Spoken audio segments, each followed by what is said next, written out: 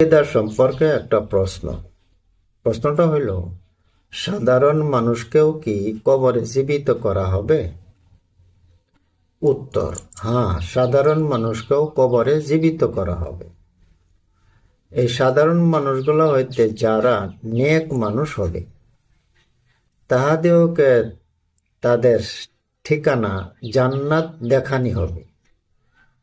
আর আলমে বরজখের মধ্যে যতটুক সুখ শান্তি পাইতে লাগে জান্নাতের, অতটুক তাদেরকে দেওয়া হবে। আর যারা নাকি গুনাহগার হবে, তাহাদেরকে ওই জাহান্নাম দেখানো হবে। আর জাহান্নামের শাস্তি যতটুক কবরে পাইতে লাগে অতটুক তারা পাইতে থাকবে।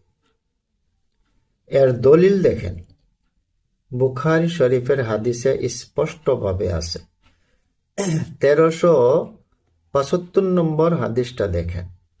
আন আবি আইয়ুবা রাদিয়াল্লাহু তাআলা আনহুম قال خرج النبي صلى الله عليه وسلم وقد وجبت الشمس। রাসূলুল্লাহ সাল্লাল্লাহু আলাইহি সাল্লাম বেলা ডুবার পরে বাইরে হইছেন। ফাসামিয়া সাউতান, একটা আওয়াজ শুনলেন।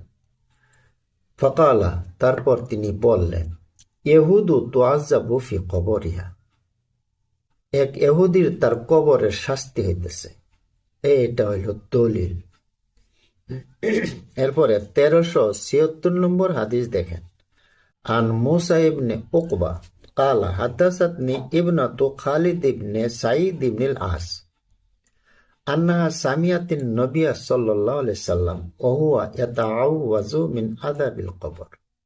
এই হাদিসে স্পষ্ট আছে রাসূলুল্লাহ সাল্লাল্লাহু আলাইহি সাল্লাম স্বয়ং কবরের শাস্তি হইতে পানা চাইছেন।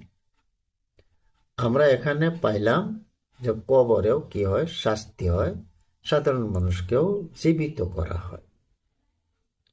এই বিশ্বাসটা আমাদের রাখা জরুরি। কিন্তু বন্ধুগণ, মনে রাখবেন, আহলে কোরআন যারা, তারা এই বিশ্বাস রাখে না, তারা হাদিস মানে না। হাদিস না মানলে যে কি ক্ষতি হবে, কি মহা বিপদ হবে, ওই বিষয়ে আমরা ইনশাআল্লাহ দলিল দেয়া বলবো।